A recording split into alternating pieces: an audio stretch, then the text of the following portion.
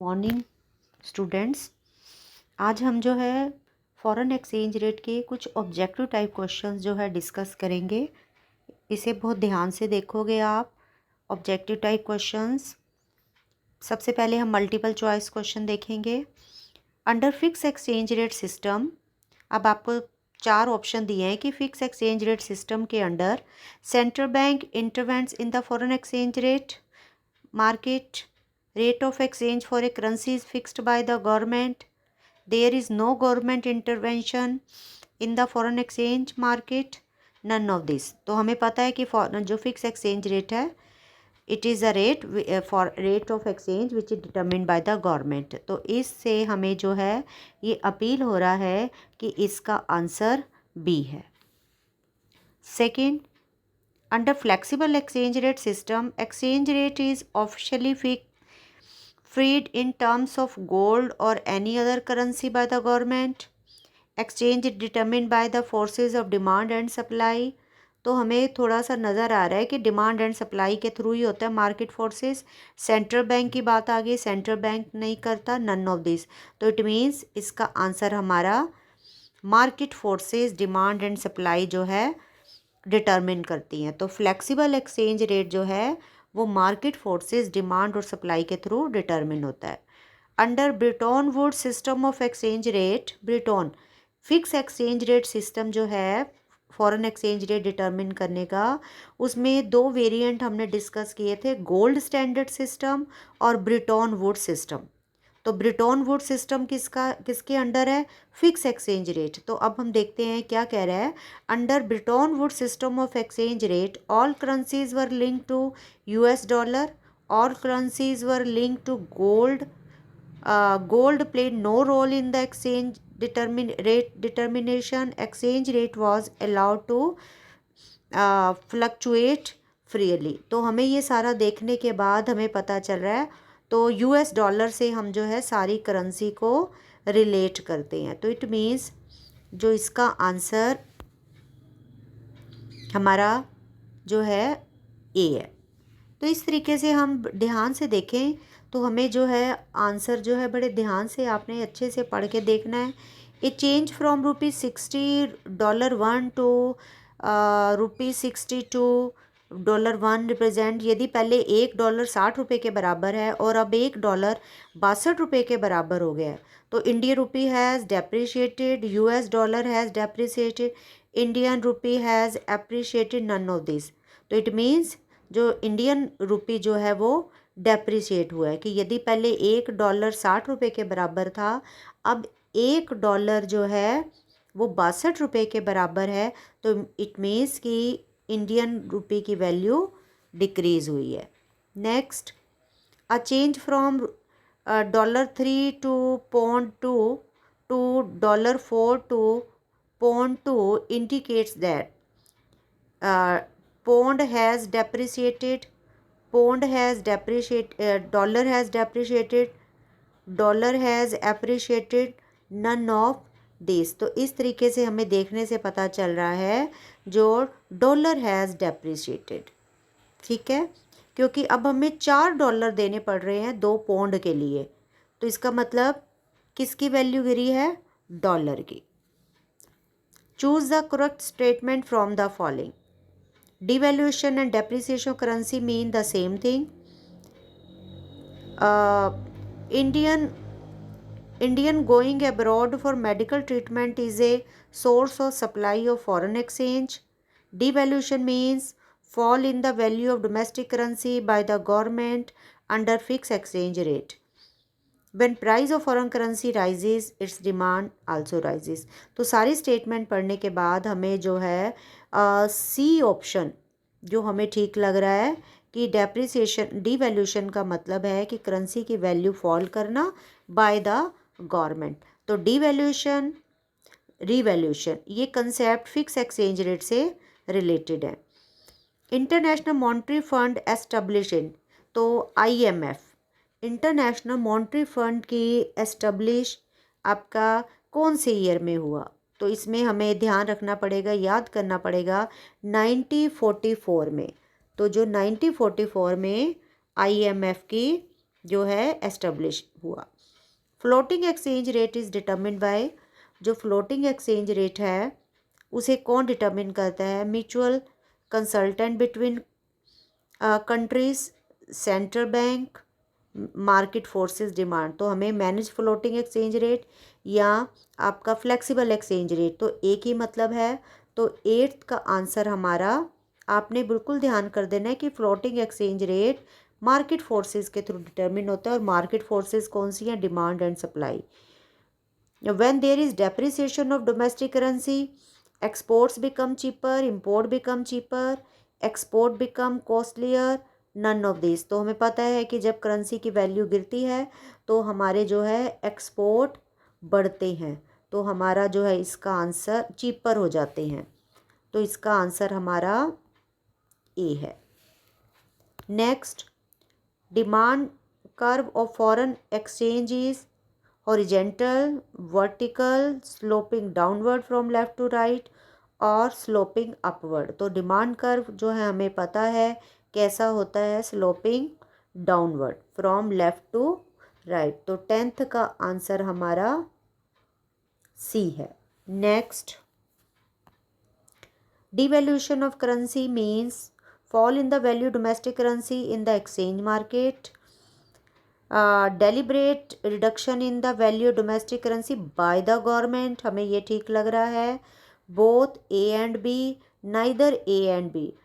तो value domestic currency in the exchange market, तो हमारे पास जो 11th क्वेश्चन का आंसर हमारा बी है, डेलिब्रेट, जो उसकी reduction in the value of domestic currency by the government. Which statement is true? Fix exchange determine by the government, ये हमें ठीक लग रहा है।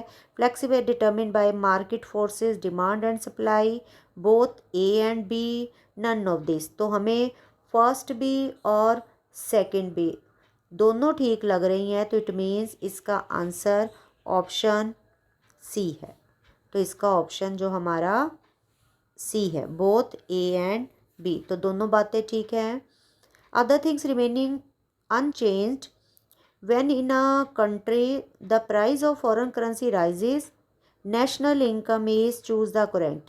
कि जब किसी कंट्री में जो फॉरेन करेंसी की प्राइस राइज करती है, मतलब डॉलर की कीमत बढ़ती है, तो नेशनल इनकम जो है उस कंट्री की क्या होगी? इसका आंसर हमारा लाइकली टू राइज। ठीक है। Next, other things remaining constant, when in the countries the market price of foreign currency falls, national income rises, is likely to। तो अब आपने जो है, पहले हमने 13 देखा, अब हम 14 का देखेंगे कि इसका आंसर क्या बनता है। टू फॉल, वहाँ राइज करेगी और यहाँ फॉल करेगी। Other remaining constant same, when foreign currency become cheaper, the effect on national income is likely to be, कि यदि हमारी जो है foreign currency become cheaper, foreign currency मतलब कि हमारी जो है एक्सचेंज रेट गिरता है, तो जो है नेशनल इनकम जो है वो नेगेटिव होगी। नेक्स्ट, इसमें हमने 14 का हमने बी आंसर नेगेटिव, 14 का हमारा बी फॉल कहा, 15 का भी B negative. Next, 16, how can increase in the foreign direct investment, other things remaining the same, effect the foreign exchange rate. कि जो है फॉरेन डायरेक्ट इन्वेस्टमेंट के बढ़ने पर जो फॉरेन एक्सचेंज रेट है उस पर क्या इफ़ेक्ट होगा? तो इसका foreign exchange rate will fall. Rise in exchange rate, appreciation domestic currency है, under flexible exchange rate system है। कि जो हमारा यदि एक्सचेंज रेट राइज करता है तो appreciate domestic currency, exchange rate का राइज करना, तो डोमेस्टिक करेंसी की जो वैल्यू है वो डेप्रिसिएट हो रही है, एक्सचेंज रेट का बढ़ना। तो इसका आंसर बी है। Next 18, which of the following statement is true? Devaluation refers to a fall in the market value of domestic currency related to other foreign currencies in the foreign exchange market. Devaluation refers to the action undertaken by the central bank. ये बात जो है हमें central bank इसमें action नहीं लेता. Devaluation refers to the action undertaken by the central bank to decrease the value of domestic currency relating to the currency of other currencies undertaken a system of fixed exchange rate. तो इसका answer जो हमारे को B appeal हो रहा है. इसी तरीके से which of the statement is false? Depreciation and devaluation of the domestic currency are the same thing. तो ये नहीं है. वो गवर्नमेंट करती है, वो मार्केट फोर्सेज है, तो सेम थिंग नहीं है. Increase in the foreign exchange rate leads to fall in the supply of foreign exchange rate. Foreign exchange, ये बात भी नहीं है. Indian going abroad for medical treatment is a source of supply for foreign exchange. तो पहला क्या कह रहा है? Depreciate domestic currency. तो इसमें से आपने बताना है कि कौन सी स्टेटमेंट फॉल्स है. तो ये सारी स्टेटमेंट फॉल्स हैं, तो इसका आंसर हमारा डी है. Next, fill in the blanks. The rate at which one currency of a country is converted into another currency is called foreign exchange rate. Exchange rate determined by the government, fixed exchange rate. Dash exchange rate determined by the market forces, flexible या floating. एक ही बात है. A decrease in the value of currency due to market forces is called depreciation. Fourth का answer हमारा जो है वो depreciation है. Fifth, dash refers to decrease in the value domestic currency visa other countries undertaken by the official action. Official action मतलब government. तो ये devaluation है. Devaluation of the domestic currency makes, तो devaluation होने से हमारे import जो है वो expensive हो जाएंगे. तो हमें import और export बताना है. import expensive. The exchange rate at which demand for and supply of foreign currency are equal is called flexible exchange rate. उसे हम इक्विलिब्रियम एक्सचेंज रेट कह सकते हैं. सप्लाई फोर्सेस जो है इक्वल होती हैं. Equilibrium exchange rate. The demand for foreign exchange is downward sloping. The supply of foreign currency is upward sloping. Spot market handles कौन से ट्रांजैक्शन को करती है? Day to day transactions. Next, match the following from the set of statement given in the column 1 and column 2. Choose the correct pair of statement. तो ये हमें correct pair देखना है. ए के साथ क्या है? Depreciation of domestic currency, value of foreign currency in terms of domestic currency. तो ये नई बात बन रही. Devaluation, reduction in the value of domestic currency by the government. तो सेकंड स्टेटमेंट हमें ठीक लग रही है, बट हम सारी पढ़ेंगे. Exchange rate determined by the market forces. Exchange rate. D, floating exchange rate, fall in the value of market domestic currency in the market. तो फ्लोटिंग ये गलत है. एक्सचेंज रेट जो है, exchange rate determined by the, ज़रूरी नहीं है कि मार्केट वो जो है.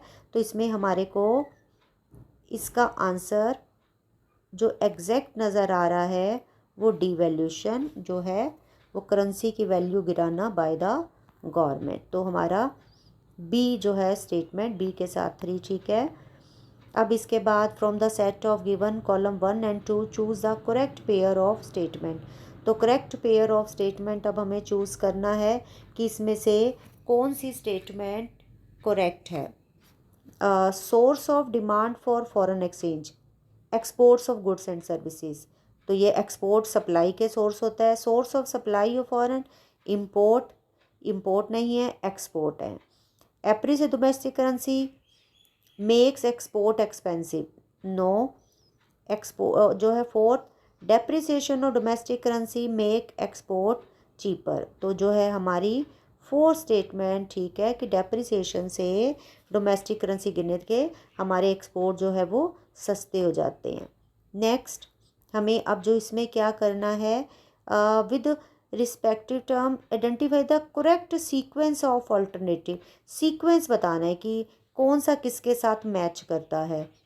तो हमारे पास इसको मैच करने में आपका आंसर जो है इसमें ए करेक्ट है। ए का करेक्ट क्या, पहले थर्ड, फोर्थ, सेकंड, वन।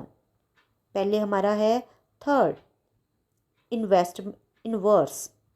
तो फर्स्ट का जो रिलेशन है हम इसको देखें, इसमें फर्स्ट का थर्ड के साथ हम मैच मिलाएंगे, फर्स्ट का थर्ड, ठीक है। Second, relationship between foreign exchange rate and supply of foreign exchange. तो अब इसको हमने देखना है, रिलेशनशिप इसका डायरेक्ट है। Next, manage floating. तो मैनेज फ्लोटिंग में hybrid of fix exchange rate and floating. तो इसका मैनेज फ्लोटिंग का आपका ये ऑप्शन बनता है, ठीक है। उसके बाद price of currency in terms of other currency, उसे हम क्या कहते हैं, एक्सचेंज रेट। तो इस तरीके से आपने जो है इसके मैच मिलाने हैं कि जो दोबारा से आप देखोगे कि जो इसमें आपने मैच मिलाने हैं। तो फर्स्ट हमारा थर्ड, पहले थर्ड आता है, इसका थर्ड के साथ हमने मैच मिलाया, फिर थर्ड के बाद फोर्थ, इसका मैच मिला फोर्थ के साथ, उसके बाद हमारा इसका मिला सेकंड और इसका मिला फ्लोटिंग एक्सचेंज रेट। तो इस तरीके से आपको ऑप्शन दिए हुए हैं, 4 ऑप्शन दिए हुए हैं। तो आपको जब सब मिला के देखना है किसका किसके साथ मैच ठीक है। तो इस तरीके से हमारा ए आंसर ठीक है। अब हमारे पास है ट्रू फॉल्स, ध्यान से देखेंगे ट्रू फॉल्स। फर्स्ट है, a rise in the price of $1 from ₹68 to 70 means depreciation of the Indian currency. तो ये हमें जो बात ठीक लग रही है कि जो है कि करेंसी की वैल्यू $1 से 68 थी तो अब 70 रुपये हो गई है। तो इसका मतलब इंडियन करेंसी की वैल्यू डिक्रीज हुई है, तो उसे depreciation of Indian currency. Both depreciation devaluation domestic currency have the same thing. तो ये हमारा फॉल्स है, ये स्टेटमेंट फॉल्स है, ठीक है। तो ये ट्रू है, ये फॉल्स है, क्योंकि जो डेप्रिसिएशन है वो फ्लेक्सिबल एक्सचेंज रेट्स में से है, डिवैल्यूएशन फिक्स एक्सचेंज, और इसमें गवर्नमेंट करती है और वो जो डेप्रिसिएशन में market forces. Depreciation domestic encourages export. तो ये हमें थर्ड स्टेटमेंट जो है हमें ठीक लग रही है, तो ये ट्रू है। Fourth, appreciation domestic discourages imports. तो जो है एप्रिसिएशन से इंपोर्ट बढ़ते हैं, तो डोमेस्टिक करेंसी है ना, तो हमारी बढ़ेगी तो हम बाहर से चीज़ें ज़्यादा मंगवाएंगे। तो ये स्टेटमेंट हमें फॉल्स लग रही है, fourth statement false. Fifth, imports are source of supply of foreign exchange. तो ये बात भी हमें गलत लग रही है, इंपोर्ट जो है सप्लाई ऑफ फॉरेन का नहीं है, एक्सपोर्ट्स होते हैं। तो ये स्टेटमेंट हमारी फॉल्स है। Next, under manage floating the central bank does not intervene to influence the exchange rate. तो मैनेज फ्लोटिंग तो हमें पता ही है कि सेंट्रल बैंक का रोल होता है। तो ये कह रहा है कि central bank does not intervene, तो ये स्टेटमेंट भी फॉल्स है। नेक्स्ट है हमारी, manage floating exchange rate is decided by the market forces. but remains within a specific range as decided by the central bank. तो ये स्टेटमेंट हमें ठीक लग रही है, तो ये स्टेटमेंट ट्रू है। ठीक है, तो इस तरीके से आपके जो है ऑब्जेक्टिव टाइप क्वेश्चन, जो आपके multiple choice, filling the blanks, match the following, true false, उसके बाद आपके कुछ और क्वेश्चंस होते हैं वेरी शॉर्ट आंसर टाइप। तो जो है इस तरीके से आपने और क्वेश्चंस की प्रैक्टिस करनी है, जो आपके TR जैन बुक के बैक पे क्वेश्चंस दिए हुए हैं उसकी भी प्रैक्टिस करनी है। तो आपका लेसन जो है आज आपका ये फॉरेन एक्सचेंज रेट कंप्लीट है। इसमें आपने इसको अच्छे से रिवाइज करना है। नेक्स्ट हम बैलेंस ऑफ पेमेंट का लेसन स्टार्ट करेंगे, जो आपके लास्ट यूनिट में 2 चैप्टर कवर होते हैं, फॉरेन एक्सचेंज रेट और बैलेंस ऑफ पेमेंट, जो बोर्ड में आपके 6 मार्क्स के क्वेश्चंस हैं।